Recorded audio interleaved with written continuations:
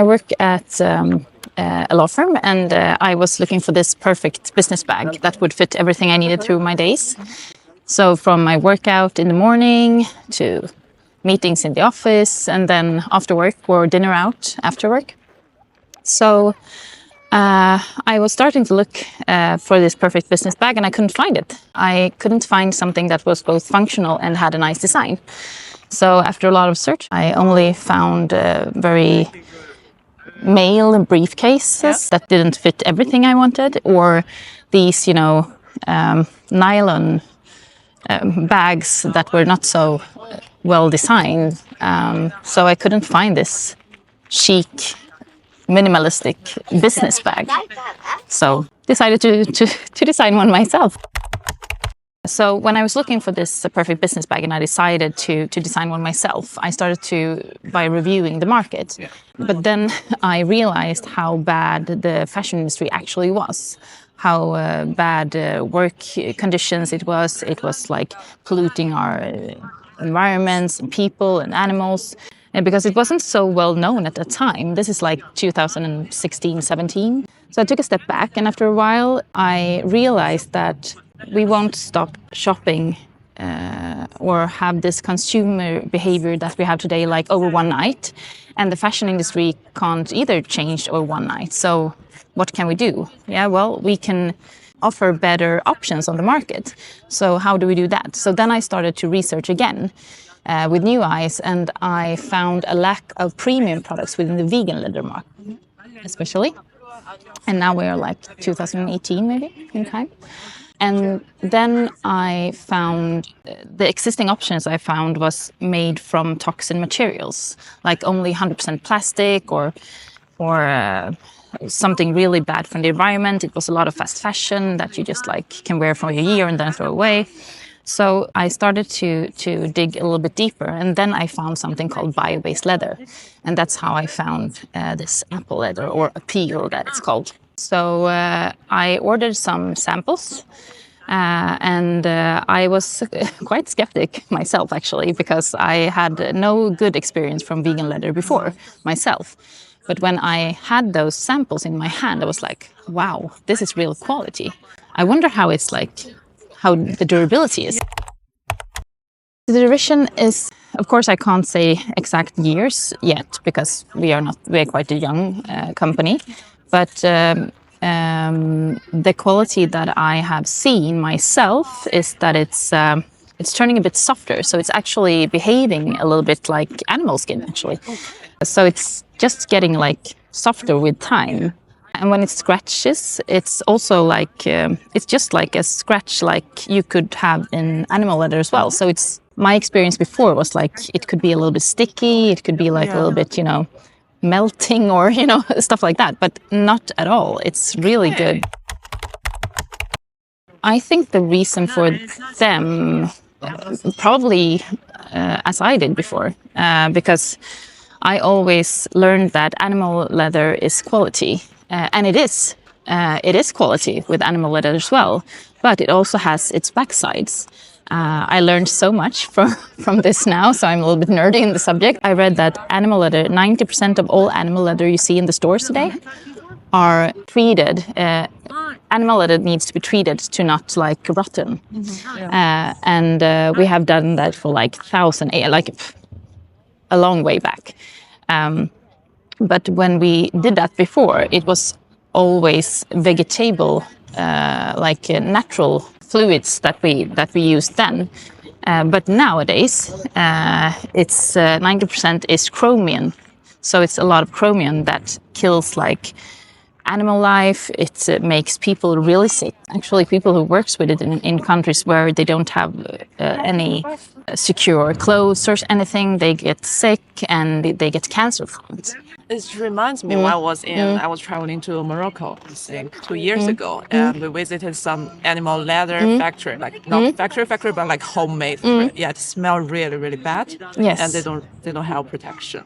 They just wash it with their hands. Yeah, and this is actually deadly for people who works with it. But also, it's when you see those factories that work in that specific way that you're describing, they also pollute the environment, because usually it goes through the water and then people get sick from that, and also animal life are affected, and the environment, of course. So yeah, so it's really horrible. But those other 10%, I'm really for. I think they are amazing, and I think it's really important as well. And usually those 10% that work with animal litter, that do it in a good way, it's also like animals from food animals. For example, we have like animals that are brought up for food. Like in Sweden, it's very controlled. Okay. It's extremely controlled with how we treat animals in Sweden. So if it were from a Swedish farmer, for example, I would be quite like comfortable with that the animal has been treated well in life, and then become food in their, like when they're finished their life, they become food, and then it's like more an honor, of course, to use the leather from that specific cow or what it now is. But then we can't forget that it's a lot of animals that still are being tortured because of their skin. The idea came up, and then I processed for a while, as I said, because I was terrified of the fashion industry in Hull. But to get to the one, it was, well, I just got started, just decided one day, okay, now or never. We registered our brand name in January 2020, I remember. And then in March, we all know what happened. The pandemic came. So everything was totally closed. So and at that time, we had all those samples from uppeal and stuff. So we were like ready to go. But we had to stop. And but then we registered the company in August 2020. And then we met our consultant, Susanna, in Spain. We worked very close with her and the pattern manager of the first factory that we had. So I guess that was the first step in. Actually, this is a quite fun story, because I had those prototypes and I was traveling, and it was like a month until launching. And I was on this flight carrying my prototype bags. I was standing in the line to the toilet, and a woman comes up to me, also standing in the line. It's like, "Oh my God, I love your bag. Where's it from?" And I was like, actually, it's my design. So that's thank you. She was like, "What? Are you sure?" And I think because she was so in love with this bag, so I gave her a card and I said, "We haven't launched yet, but yeah, so but check it out. Please follow." Thank you. Swedish. Oh. Yes, this is a Swedish woman. Yeah, and then I'm not sure, of course, but I think it was her that was my first customer, because like 1 week after launch, I got a sale on exact that purse. So from a woman outside Stockholm. So I guess it was her. Like a few months in, I have a lot of amazing friends and my partner that supports me a lot in everything. So, for example, one of my best friends did the logo, and my partner helped me like design. He's a graphic designer, so he helped me design these trimmings. So I was like, "Oh, I want something like this," and he like just draw them for me so I could send to the factory. So that was great. So I have a lot of amazing friends, also helping with the website stuff. So I had some friends that I asked about how to do the marketing strategy as well. And then I got a tip for a PR agency. So I started to work with a PR agency the first 6 months, and they helped me to just like getting started with everything from social media, like how shall I think here, what's reasonable, how much shall I post, etc., etc. Yeah. They also helped me with press releases. And actually, I haven't found the exact way yet, but I recently recruited a brand advisor to the company, like really recently. So let's see what that gives. So now we are doing a strategy for real, like for social media, or? For the total brand, yeah. Okay.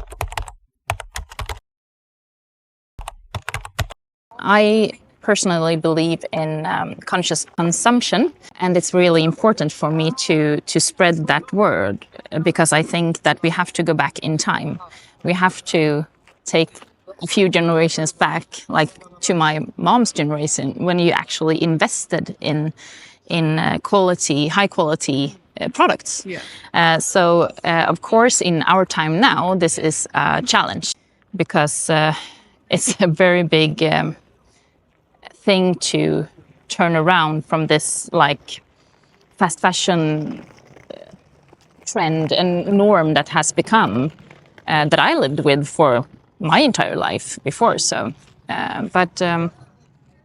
so it's a challenge. I feel like quality before quantity, and that's the most important thing for me to communicate that. So that's a part of our brand as well, to be involved in this change. Yes, when I can. I also have to add in that very indirect answer, because so far we don't always have quality over quantity in all categories. We don't. But when there is quality before quantity, I always choose quality. However, me personally, I have changed my whole consumptions behavior as well.